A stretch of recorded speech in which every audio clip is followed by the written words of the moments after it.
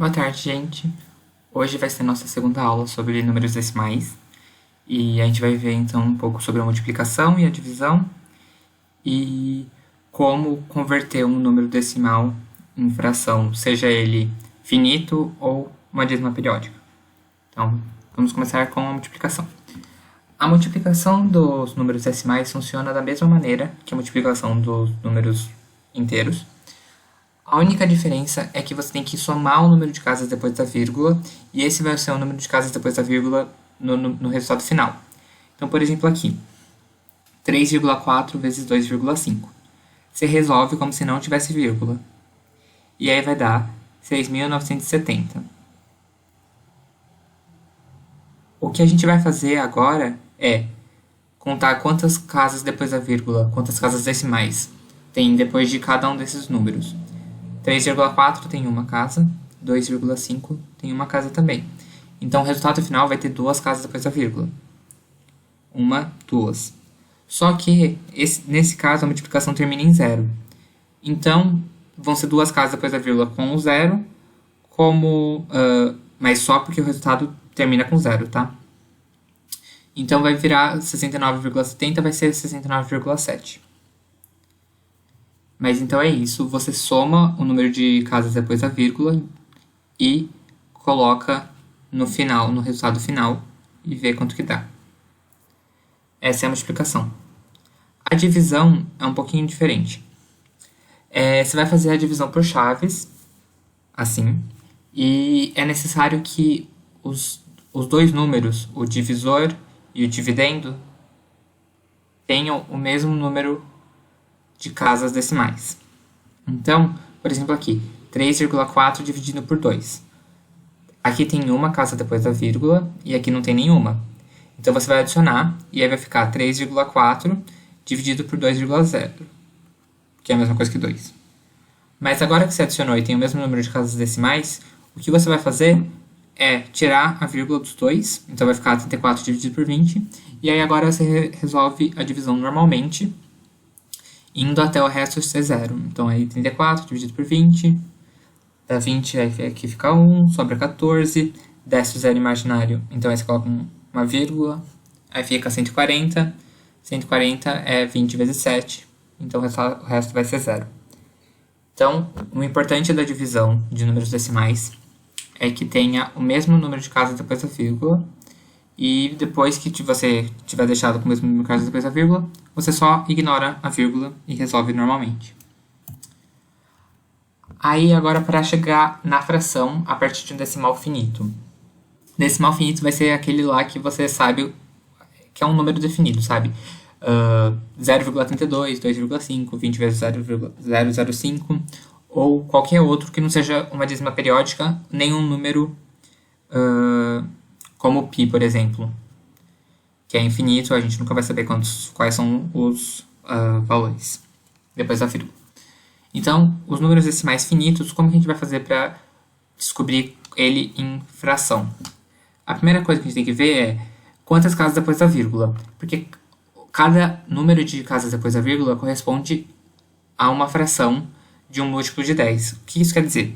Quando o número tem uma casa depois da vírgula, é como se ele estivesse sendo divisível por 10. Então, 0,1 é 1 sobre 10. Quando tem duas casas depois da vírgula, quer dizer que ele está sendo dividido por 100. Então, 0,01 vai ser 1 sobre 100. Se tem três casas depois da vírgula, vai ser como se estivesse sendo dividido por 1000. Então, 0,001 vai ser 1 sobre 1000. E é essa mesma lógica que se segue para qualquer número, olhando o número de casas depois da vírgula. Se for 4, vão ser 10.000. Se for 5, vão ser 100.000. E aí você vai indo. Então, por exemplo, aqui, 2,5 é a mesma coisa que 25 sobre 10. Só que 25 sobre 10 não é uma fração irredutível.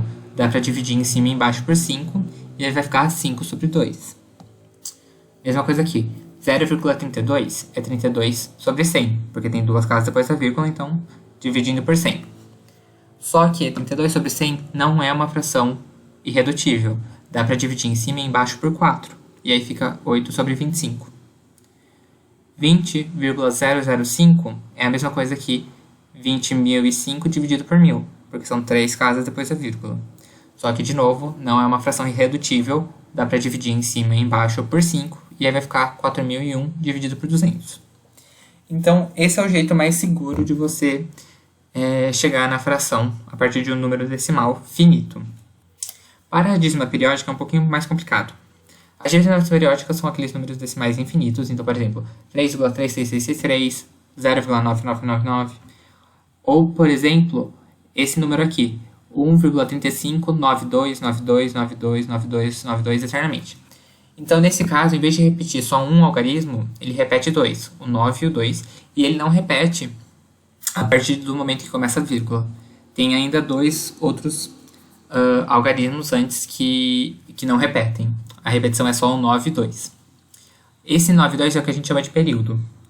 Então, o que a gente vai precisar fazer para descobrir a fração que corresponde a essa dízima periódica?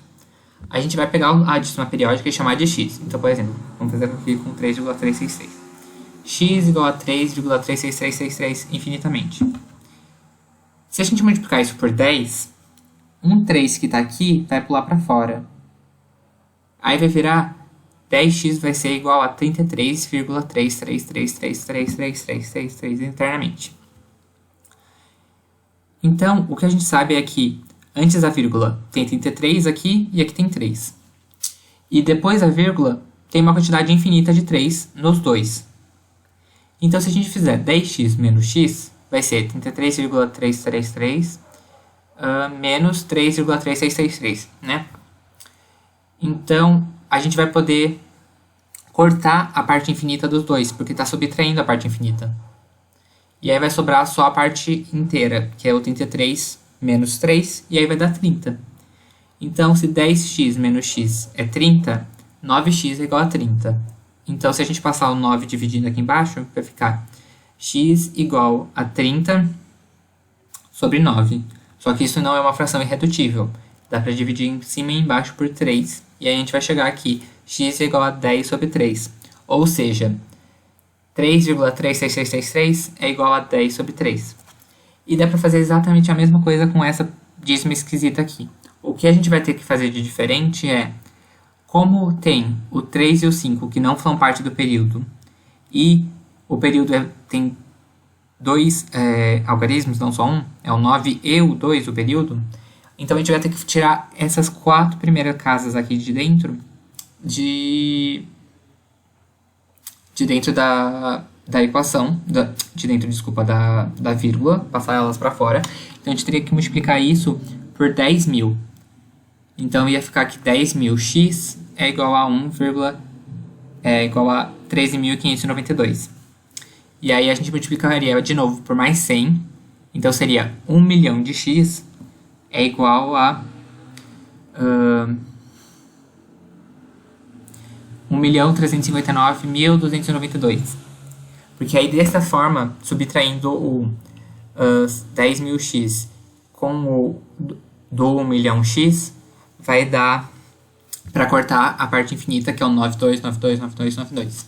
Mas é a mesma lógica, vocês não vão precisar ainda entender muito bem como isso é aqui.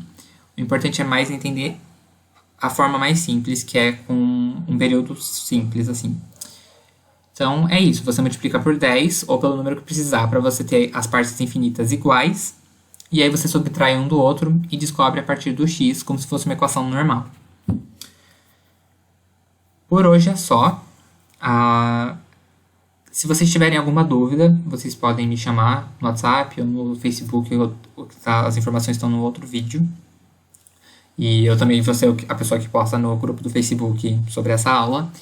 E tem na apostila de vocês, na página 50 a 52, tem exercícios e a parte teórica também. Então lá está explicado tudo que eu falei aqui, de uma outra forma. Então se você não entender muito bem aqui, talvez a apostila te ajude. Se mesmo sem a apostila você não entender, você pode me chamar, ou chamar outro plantonista que você quiser.